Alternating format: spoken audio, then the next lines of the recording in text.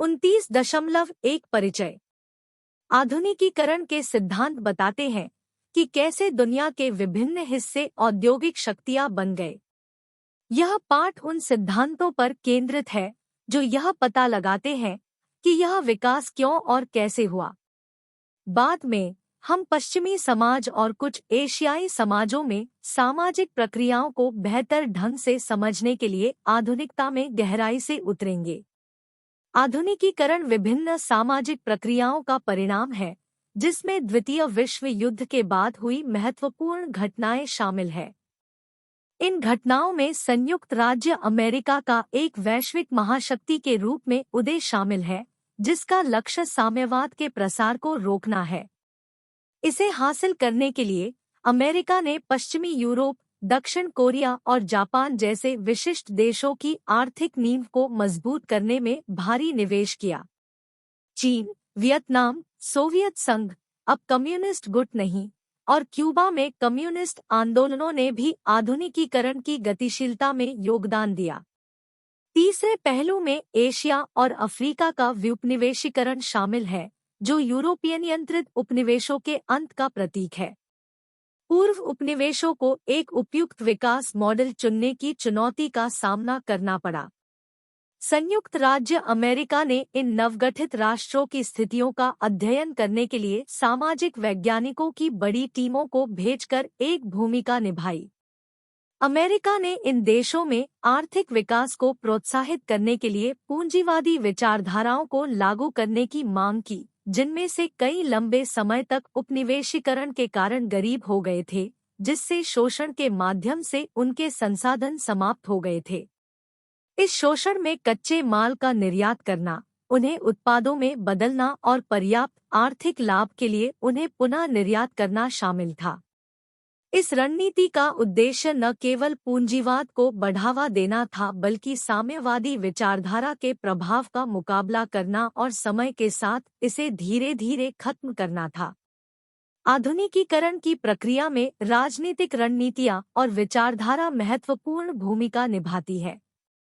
विभिन्न सामाजिक विज्ञान क्षेत्रों के विद्वानों ने द्वितीय विश्व युद्ध के तुरंत बाद इन समाजों का अध्ययन करना और अपने निष्कर्ष प्रकाशित करना शुरू किया।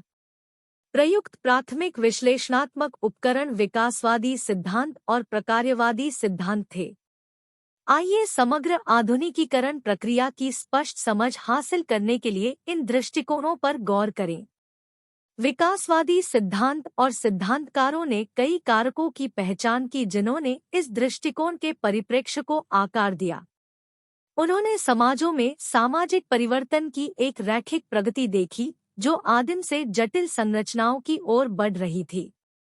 यह रैखिक प्रगति सभी समाजों में एक सार्वभौमिक घटना मानी जाती थी। इस सिद्धांत के अनुसार समाजों के क्रमिक विकास को एक बेहतर दुनिया में योगदान के रूप में देखा गया, जो समग्र रूप से मानवता और सभ्यता की भलाई का प्रतिनिधित्व करता है। सामाजिक परिवर्तन की कल्पना एक धीमी और स्थिर प्रक्रिया के रूप में की गई थी, जो कम्युनिस्ट विचारधारा द्वारा समर्थित क्रांतियों जैसे अचानक और हिंसक परिवर्तनों से अलग थी।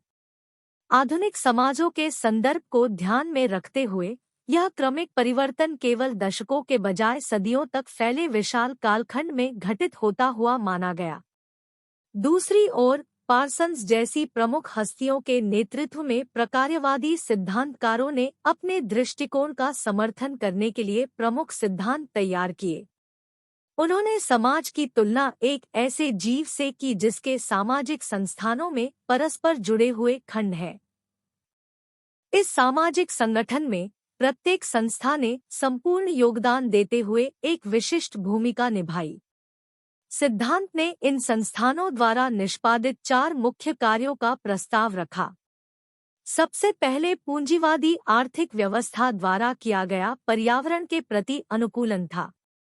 दूसरा कार्य लक्ष्य प्राप्ति था, मुख्य रूप से उदार लक्ष्यों के साथ जुड़ा एक सरकारी कार्य, रोजास 1996 P1।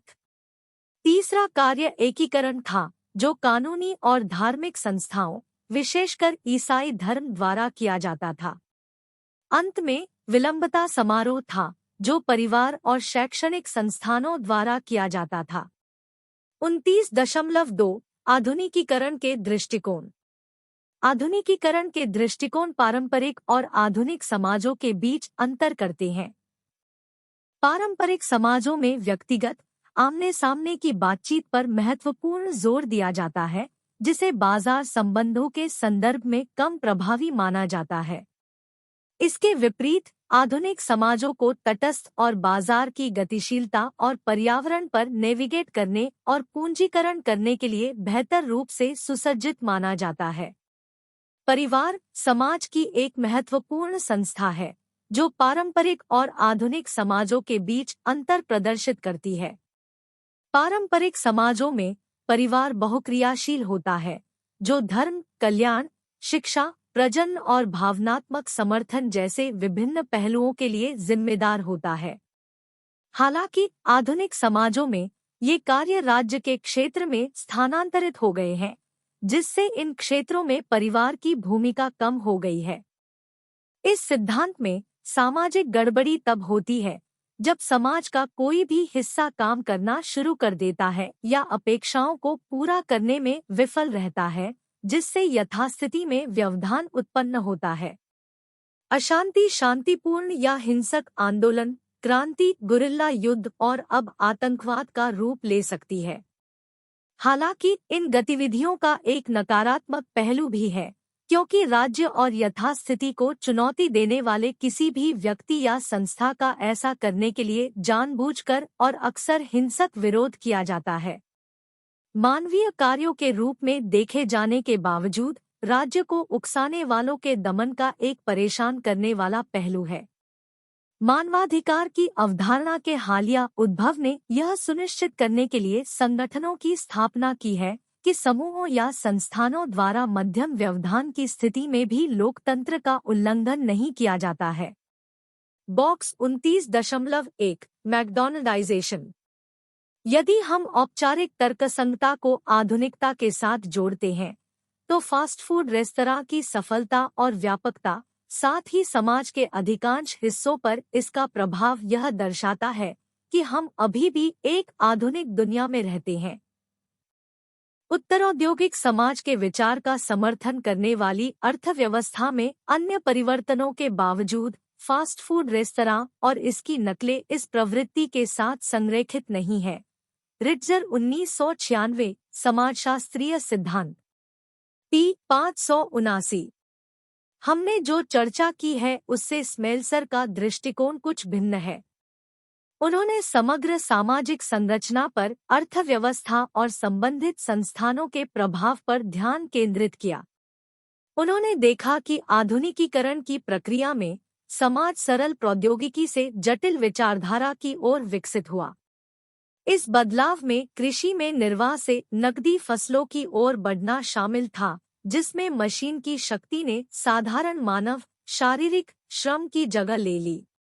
ग्रामीण क्षेत्रों के विकास पर शहरीकरण और शहरी संरचनाओं को प्राथमिकता दी गई। स्मेल्सर ने स्वीकार किया कि ये विकास सरल और रैखिक नहीं थे, एक साथ घटित हो रहे थे, लेकिन एक ही दर से नहीं। स्मेल्सर 1969। आंद्रे गुंडर फ्रैंक ने समझाया है कि अधिक विकसित उत्तरी क्षेत्रों और कम विकसित दक्षिणी क्षेत्रों के बीच वैश्विक संबंधों को एक श्रृंखला के रूप में समझा जा सकता है, जिसे वह महानगर उपग्रह संबंधों की संज्ञा देते हैं। यह श्रृंखला विश्व संबंधों में एक स्पष्ट पदानुक्रम स्थापित करती है। Foster Coster 1985। इस पदानुक्रम के शीर्ष पर महानगर है, जिसका उदाहरण संयुक्त राज्य अमेरिका है, जो अन्य क्षेत्रों पर बहुत कम निर्भरता के साथ संचालित होता है। श्रृंखला में आगे बढ़ते हुए ऐसे क्षेत्र हैं जिनकी निर्भरता मजबूत है, लेकिन फिर भी वे सहायता या समर्थन के लिए संयुक्त राज्य अमेरिका या अन्य विकसित पश्चिमी समाज पर निर्भर है।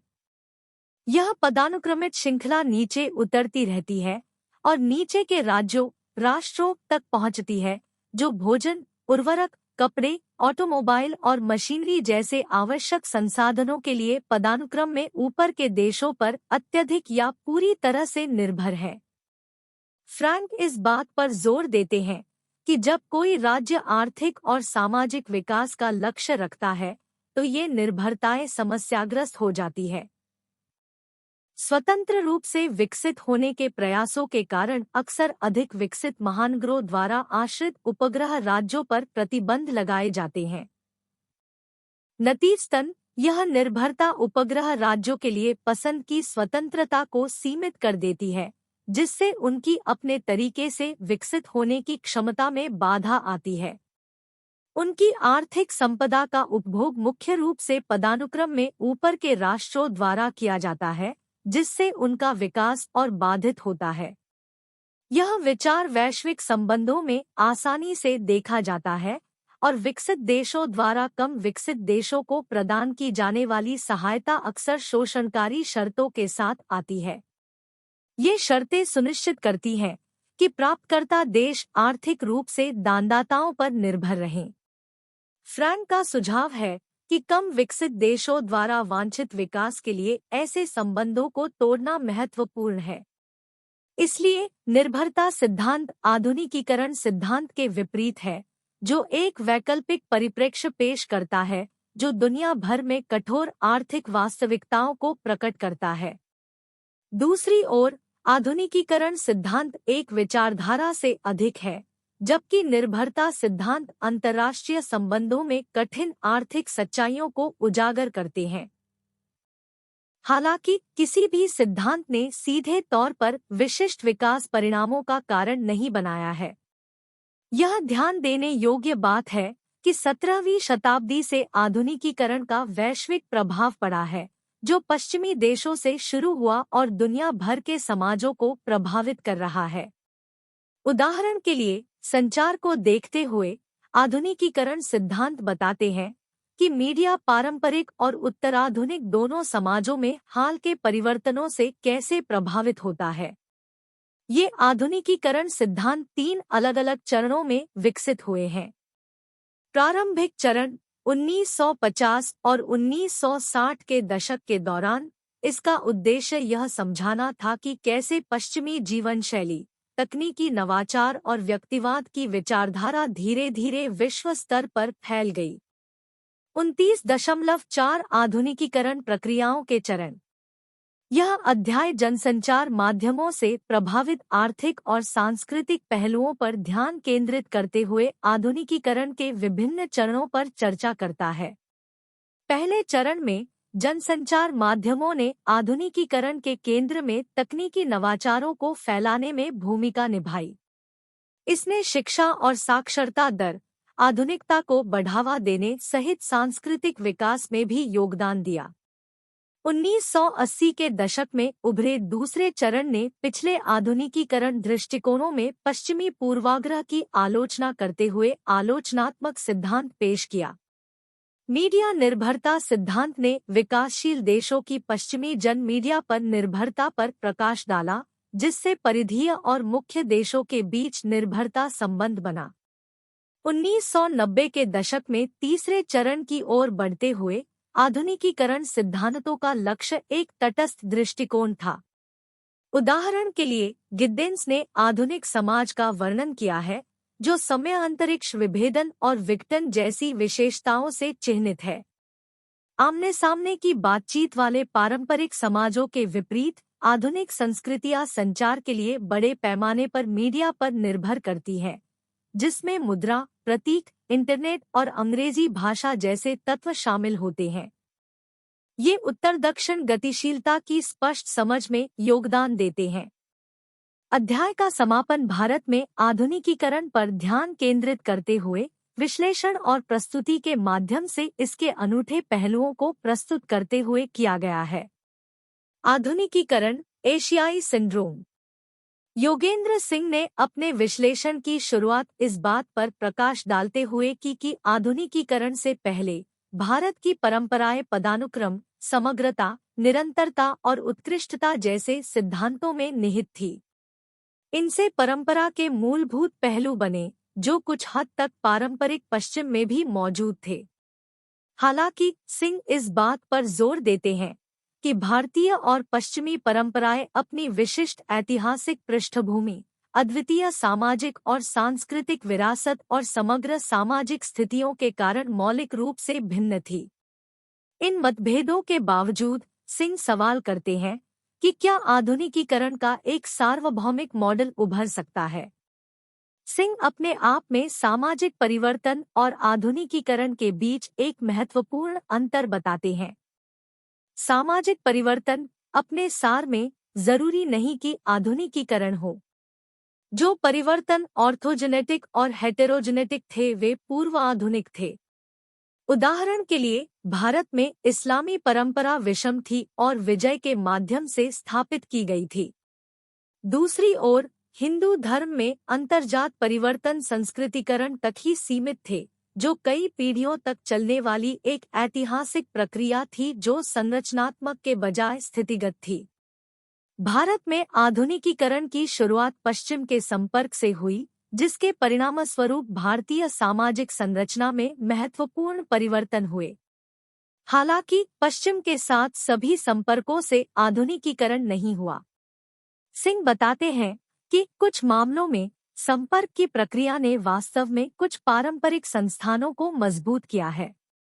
इसलिए सिंह परंपरा और आधुनिकता के बीच स्पष्ट ध्रुवता के खिलाफ तर्क देते हैं, इसे वास्तविक से अधिक सैद्धांतिक मानते हैं। वह इस बात पर जोर देते हैं कि परंपरा और आधुनिकता के बीच के रिश्ते को पूरी तरह से द्वंद्व के रूप में देखना भ्रामक हो सकता है। बॉक्स 29.2 पारंपरिक भारत में परिवर्तन। जो परिवर्तन हुए वे मौजूदा पारंपरिक सामाजिक व्यवस्था और मूल्यों में बदलाव तक ही सीमित थे। समग्र संरचना में बहुत अधिक महत्वपूर्ण परिवर्तन नहीं हुए, और जो हुए वे प्रभावित भूमिकाओं के संदर्भ में प्रतिबंधित थे। धार्मिक भूमिका संरचना और संगठनों में तुलनीय बदलाव कुछ हद तक अन्य परंपराओं के उदय के साथ हुए। हालांकि यह ध्यान रखना आवश्यक है कि इन परिवर्तनों को संरचनात्मक के रूप में वर्गीकृत नहीं किया जा सकता है, क्योंकि भूमिका भेदभाव विशिष्ट खंड थे और उन्होंने संपूर्ण प्रणाली को मौलिक रूप से परिवर्तित नहीं किया। योगेंद्र सिंह 1986 भारतीय परंपरा का आधुनिकीकरण, पृष्ठ 193। जिस समय अंग्रेजों का शासन था उस समय भारत में आधुनिकीकरण की प्रक्रिया विशिष्ट थी और एक विशेष क्रम में होती थी। यह परिवार, जाति और गांव की संरचनाओं में बदलाव के साथ साथ नहीं हुआ। विशेषकर 1857 के विद्रोह के बाद अंग्रेजों ने इन पहलुओं पर अधिक ध्यान नहीं दिया। ब्रिटिश प्रशासन का मानना था कि ये संरचनाएं गतिशील नहीं थी और स्वतंत्र रूप से संचालित होती थी, विशेषकर गांव और जाति व्यवस्था। सेना और नौकरशाही में जातिगत विचार मौजूद थे और राष्ट्रीय आंदोलन में एक सांप्रदायिक निर्वाचन मंडल की शुरुआत की गई थी। सिंह के अनुसार इन कारकों ने उत्तरौपनिवेशिक आधुनिकीकरण प्रक्रिया को प्रभावित किया। महात्मा गांधी के नेतृत्व में भारत में स्वतंत्रता संग्राम के दौरान आधुनिकीकरण की प्रक्रिया ने आकार लिया। सिंह का तर्क है कि गांधी के कार्यों और जनता को संगठित करने की उनकी क्षमता ने आधुनिकीकरण की एक नई राजनीतिक संस्कृति का निर्माण किया। हालांकि इस्लाम और हिंदू धर्म की अलग-अलग ऐतिहासिक पृष्ठभूमि के कारण गांधी देश के दो हिस्सों में विभाजन को नहीं रोक सके। सिंह इस बारे में सोच रहे हैं कि आधुनिकीकरण कैसे लोगों को जटिल तरीके से एक साथ ला सकता है, चाहे वह स्पष्ट हो या छिपा हुआ।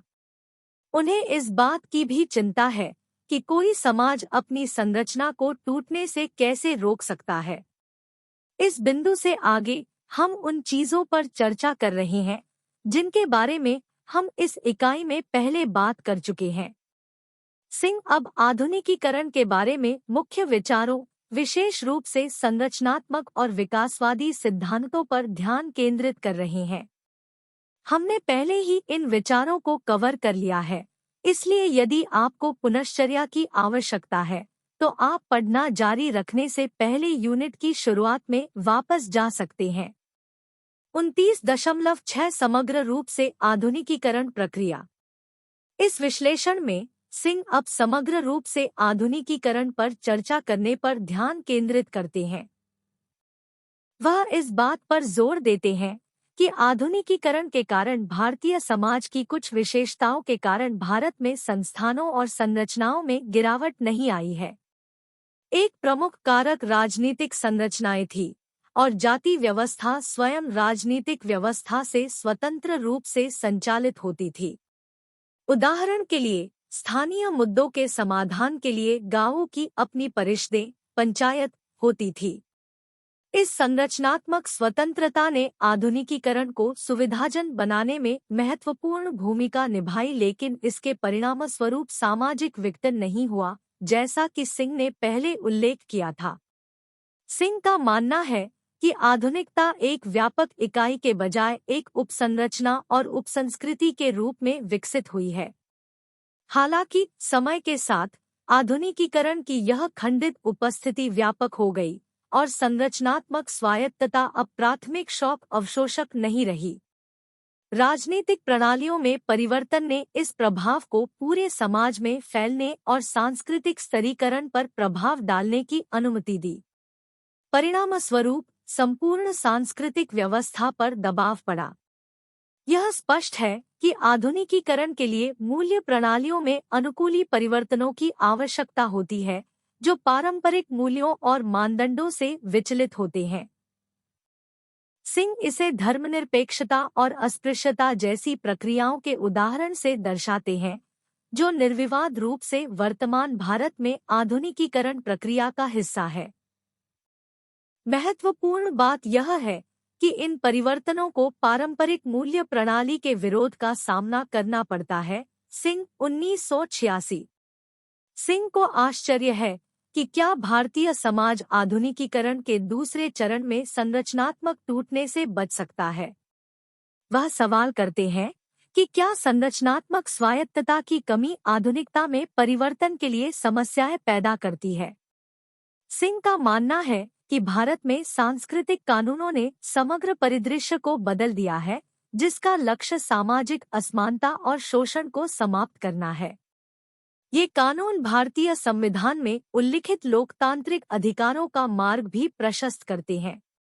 सिंह के अनुसार यह बदलाव श्रीनिवास के संस्कृतिकरण के सिद्धांत से दूर चला जाता है, जिससे नई पहचान, जाति संघ और जनजातियों का निर्माण होता है। शिक्षा, औद्योगिकीकरण और शहरीकरण जैसी आधुनिकीकरण की महान परंपराओं से यह प्रक्रिया तेज हो गई है। सिंह का मानना है कि पारंपरिक संरचनाओं का उपयोग आधुनिक उद्देश्यों और विरोध आंदोलनों के लिए किया जाता है, जो विरोधाभासी रूप से परंपरा को मजबूत करता है। मीडिया और परिवहन प्रक्रियाएं अनुष्ठान संरचनाओं का प्रसार करती हैं, धार्मिक समूहों और गतिविधियों का आयोजन करती हैं। धार्मिक संप्रदाय नौकरशाही दृष्टिकोण अपनाते हैं, जो व्यापक धार्मिक व्यवस्था में संप्रदायों के एकीकरण में योगदान करते हैं। सिंह आधुनिकीकरण में उपनिवेशवाद के बाद के संरचनात्मक परिवर्तनों को स्वीकार करते हैं, जिसमें जाति, परिवार, गांव और समुदाय अपनी पारंपरिक पहचान बनाए रखते हैं। व्यवहार में समाप्त न होने के बावजूद जाति लोकतांत्रिक भागीदारी, राजनीति, ट्रेड यूनियनवाद और संयुक्त परिवार समूहों जैसे विभिन्न क्षेत्रों में कायम रहते हुए तरल और अनुकूली बनी हुई है। औपनिवेशिक युग के दौरान आधुनिकीकरण मुख्य रूप से अभिजात वर्ग के भीतर हुआ, जिसमें उद्योग, सेना और राजनीति के लोग शामिल थे। इन अभिजात वर्ग की जाति और वर्ग के संदर्भ में एक समान पृष्ठभूमि थी, आधुनिक शिक्षा तक उनकी पहुंच थी और वे समान विचारधारा रखते थे। स्वतंत्रता के बाद अभिजात वर्ग आधार में विस्तार हुआ है, जिससे राजनीतिक और गैर-राजनीतिक अभिजात वर्ग के बीच अंतर पैदा हुआ है। सिंह के अनुसार राजनीतिक अभिजात वर्ग विशेष रूप से पश्चिमीकरण से कम प्रभावित है और परंपरा और संबंधित प्रतीकों से उसका गहरा संबंध है। एकदलीय प्रणाली से बहुदलीय प्रणाली में बदलाव के परिणामस्वरूप अभिजात वर्ग के बीच भिन्न विचारधाराएं उत्पन्न हुई है। विभिन्न पंचवर्षीय योजनाओं FYP के बावजूद उत्पन्न आय ने मुख्य रूप से पहले से ही अमीर लोगों का पक्ष लिया है, जिससे धन अंतर बढ़ गया है, खासकर ग्रामीण जनता पर असर पड़ा है। वास्तव में नियोजन प्रयासों ने अमीर और गरीब के बीच विभाजन को बढ़ा दिया है। इसके अतिरिक्त तीव्र जनसंख्या वृद्धि ने संरचनात्मक तनाव पैदा कर दिया है। हाल तक भारत की औद्योगिकरण प्रक्रिया, जैसा कि सिंह ने उल्लेख किया था, देश में केवल कुछ महानगरीय क्षेत्रों के साथ मुख्य रूप से ग्रामीण किसान सामाजिक संरचना को बनाए रखती थी। संरचनात्मक विसंगतियां विभिन्न स्रोतों से उत्पन्न होती हैं, जिनमें निम्नलिखित शामिल है। नागरिक संस्कृति के बिना लोकतंत्रीकरण। समस्या उपयुक्त नागरिक संस्कृति के बिना होने वाले लोकतंत्रीकरण से उत्पन्न होती है। सार्वभौमिक मानदंडों के बिना नौकरशाहीकरण। एक और मुद्दा सार्वभौमिक मानदंडों की उपस्थिति के बिना नौकरशाहीकरण से उत्पन्न होता है। मास मीडिया का विकास। मास मीडिया का विस्तार संरचनात्मक विसंगतियों में योगदान देता है। संसाधनों और वितरणात्मक न्याय के बिना आकांक्षा वृद्धि।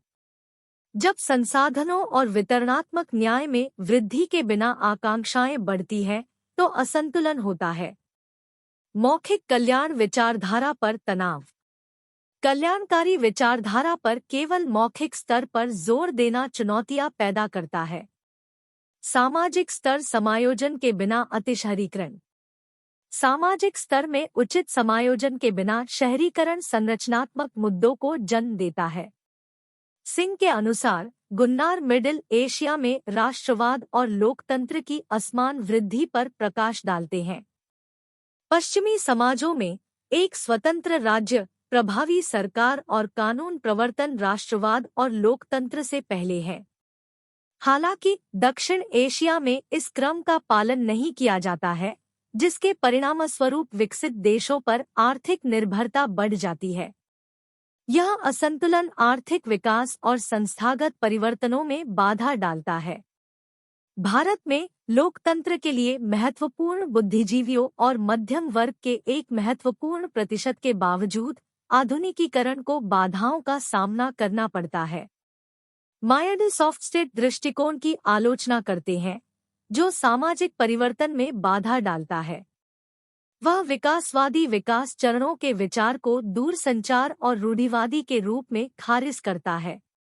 सिंह स्वीकार करते हैं कि भारत का आधुनिकीकरण एक महत्वपूर्ण चरण में है, लेकिन उनका मानना है कि निरंतर समन्वय के माध्यम से संस्थागत टूटने से बचा जा सकता है। सिंह भारत में लोकतंत्र आधारित आधुनिकीकरण की आवश्यकता पर बल देते हुए आधुनिकीकरण के निरंतर समन्वय का तर्क देते हैं। उन्होंने इस बात पर भी जोर दिया कि आधुनिकीकरण एक समान प्रक्रिया नहीं है और यह समाजों के बीच भिन्न भिन्न होती है। 29.7 आधुनिकता की घटना। आइए आधुनिकीकरण से संबंधित एक और अवधारणा के बारे में बात करें। आधुनिकता की घटना। आधुनिकता एक शब्द है जिसका प्रयोग ऐसे समाज का वर्णन करने के लिए किया जाता है जो दूसरे से अधिक उन्नत है। इसका उपयोग अक्सर ऐसे समाज को संदर्भित करने के लिए किया जाता है जो समग्र विकास के मॉडल के रूप में वैश्विक पूंजीवाद का अनुसरण करता है। जब कोई समाज आधुनिक विशेषताओं का प्रदर्शन करता है, तो उसे आधुनिक समाज कहा जाता है। आधुनिक समाज बनने की प्रक्रिया को आधुनिकीकरण कहा जाता है, जैसा कि पहले बताया गया है। आधुनिक समाज की प्रमुख विशेषताओं में राष्ट्र राज्यों का उदय, औद्योगिकरण, पूंजीवाद, लोकतंत्र का उदय, तकनीकी नवाचार पर अधिक निर्भरता, शहरीकरण और जनसंचार माध्यमों में समग्र विकास शामिल है। पश्चिमी यूरोप में आधुनिकता की कुछ परिभाषित विशेषताएं शामिल है। पुनर्जागरण और ज्ञानोदय, सुधार और प्रतिसुधार, फ्रांसीसी क्रांति और अमेरिकी क्रांति, औद्योगिक क्रांति। समाजशास्त्र ने आधुनिकता को परिभाषित करने के लिए कई प्रयास किए हैं, जिसमें दुनिया से मोहभंग, युक्तिकरण, जन समाज, धर्मनिरपेक्षीकरण, लोकतंत्रीकरण और बहुत कुछ जैसे कारकों का उपयोग किया गया है। आधुनिकता को अक्सर आधुनिक समाजों की तुलना पूर्व या उत्तराधुनिक समाजों से करके समझा जाता है, जिससे इसे परिभाषित करने में चुनौतियां पैदा होती है।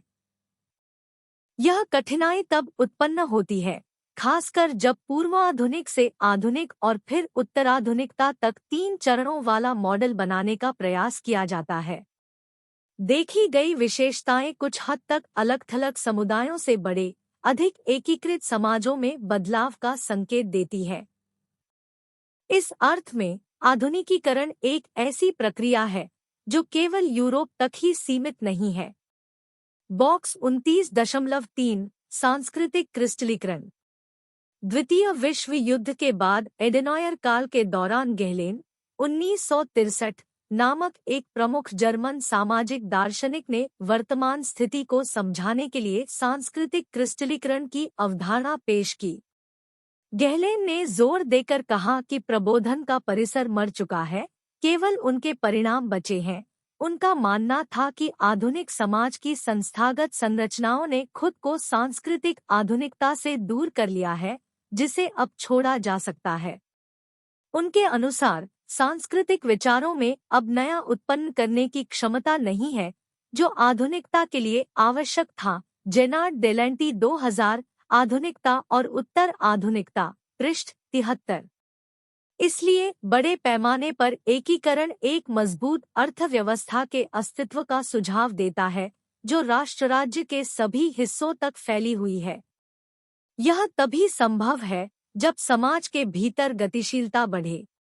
हालांकि इन प्रगतियों में समाज के भीतर विशेषज्ञता और विभिन्न क्षेत्रों का अंतर्संबंध भी शामिल है।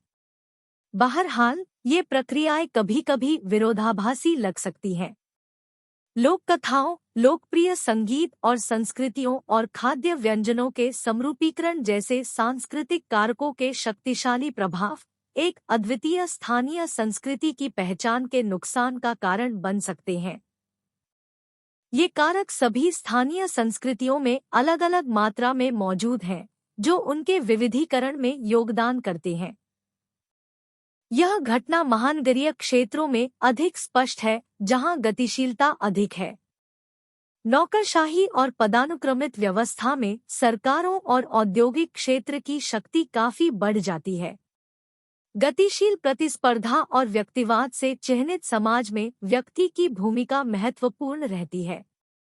यह उन समाजों से भिन्न है जहां व्यक्तिगत भूमिकाएं पूर्व निर्धारित होती है। आधुनिक समाजों में व्यक्तिगत प्रभाव पारिवारिक पृष्ठभूमि से परे होता है। सामाजिक परिवर्तन सामाजिक एकीकरण के विभिन्न स्तरों पर होते हैं, केवल यूरोपीय समाज तक ही सीमित नहीं है। ये परिवर्तन तब उत्पन्न हो सकते हैं जब दो समुदायों का विलय हो। अंतर्राष्ट्रीय पूंजी प्रवाह से प्रेरित वैश्वीकरण सामाजिक गतिशीलता को और अधिक बदल देता है। स्पष्ट विरोधाभासों के बावजूद आधुनिकता का सार सामाजिक परिवर्तन से संबंधित सरल अवधारणाओं तक सीमित है। पश्चिमी यूरोपीय और अमेरिकी समाजों के वैश्विक प्रभाव की व्याख्या करते हुए हम ध्यान देते हैं कि तर्कसंगत सोच ने यूरोप में अंधविश्वास और धर्म का स्थान ले लिया।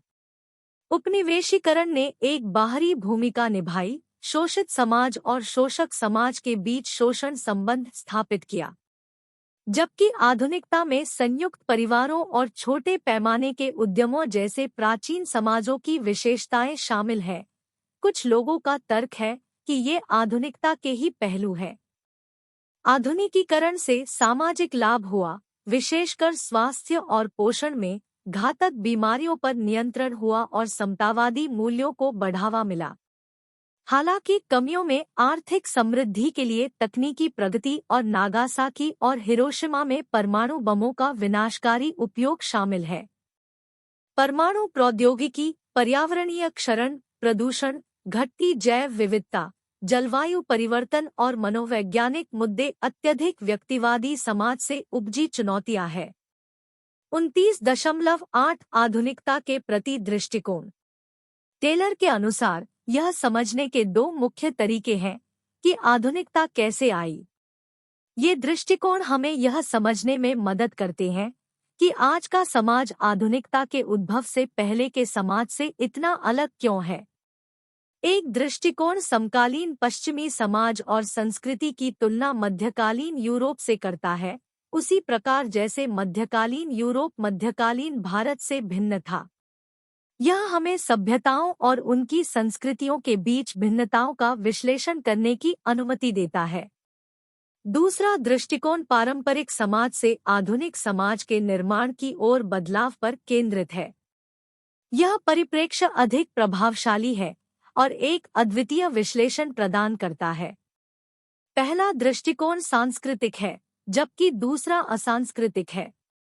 सांस्कृतिक दृष्टिकोण में अलग अलग भाषाओं और प्रथाओं वाली विभिन्न संस्कृतियां हमें आत्मधारणा, मनोवैज्ञानिक स्थिति, धर्म और नैतिकता जैसे पहलुओं को समझने में मदद करती है। ये कारक प्रत्येक संस्कृति के लिए विशिष्ट है और अक्सर अतुलनीय होते हैं। आधुनिकता का एक सांस्कृतिक सिद्धांत पहले नई संस्कृति में परिवर्तन की रूपरेखा तैयार करता है और फिर उसका विश्लेषण करता है। आधुनिक विश्व को स्वयं और नैतिकता की विशिष्ट समझ वाली संस्कृति के रूप में देखा जाता है। आधुनिकता के इस मॉडल का उपयोग सभ्यता के पहले के पहलुओं से तुलना करने के लिए किया जा सकता है। टेलर 2004। दूसरी ओर एक सांस्कृतिक सिद्धांत संस्कृतितस्थ विश्लेषण के साथ पूरी प्रक्रिया का वर्णन करता है। इसका मतलब यह है कि इस प्रक्रिया का विश्लेषण उन विशिष्ट संस्कृतियों के संदर्भ में नहीं किया गया है जो आधुनिकता में बदलने से पहले मौजूद थी। इसके बजाय इसे एक सामान्य दृष्टिकोण माना जाता है जिससे कोई भी पारंपरिक समाज गुजर सकता है। सांस्कृतिक सिद्धांत आधुनिकता को तर्क के उदय के रूप में देखता है, जो वैज्ञानिक चेतना के विकास, धर्मनिरपेक्ष विचार के विकास, वाद्य तर्कसंगता, तथ्य खोज और विकास जैसे विभिन्न तरीकों से प्रकट होता है। आधुनिकता की अवधारणा को सामाजिक, सांस्कृतिक और बौद्धिक बदलावों के माध्यम से समझा जा सकता है। सामाजिक, सांस्कृतिक और व्यक्तिगत स्तर पर परिवर्तन, बढ़ी हुई गतिशीलता, जनसांख्यिकीय बदलाव और औद्योगीकरण जैसे कारकों से उत्पन्न हो सकते हैं। ऐसे उदाहरणों में आधुनिकता को उन परिवर्तनों के रूप में देखा जाता है जिन्हें विभिन्न संस्कृतियां समय के साथ अनुभव कर सकती हैं। ये परिवर्तन व्यक्तिवादी मूल्यों या अच्छे और बुरे के नैतिक निर्णय के संदर्भ में नहीं बनाए गए हैं। इसके बजाय उनकी चर्चा संपूर्ण संस्कृतियों और सभ्यताओं के संदर्भ में की जाती है। बॉक्स 29.4 में आधुनिकता की विभिन्न व्याख्याओं का पता लगाया गया है। सबसे प्रचलित व्याख्याएं अक्सर तर्क पर केंद्रित होती हैं। माना जाता है कि सामाजिक परिवर्तन जैसे गतिशीलता और औद्योगीकरण पुरानी आदतों और मान्यताओं को बाधित करके बौद्धिक और आध्यात्मिक परिवर्तन लाते हैं।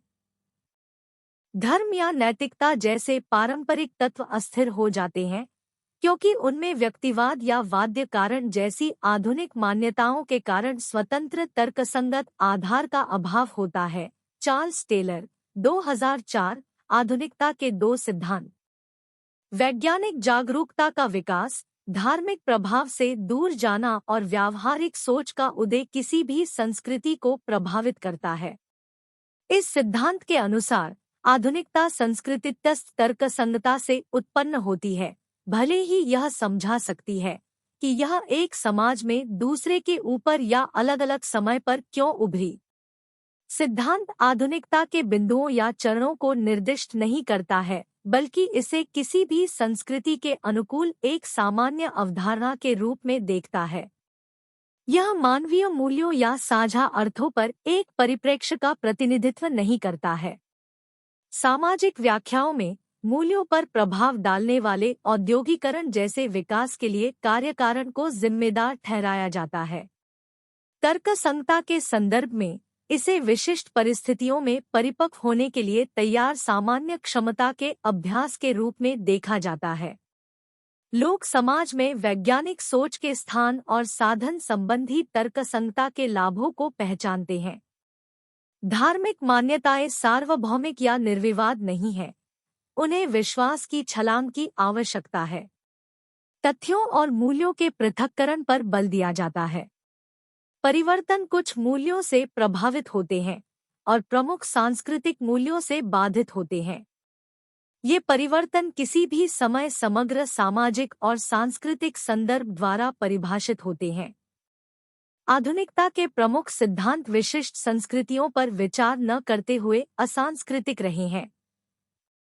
आधुनिकता में व्यक्तिगत और सामुदायिक दृष्टिकोण में बदलाव भी शामिल है। जब तक दृष्टिकोण नहीं बदलता तब तक समाज पूर्वाधुनिक से आधुनिक और उत्तराधुनिक की ओर नहीं बढ़ सकता।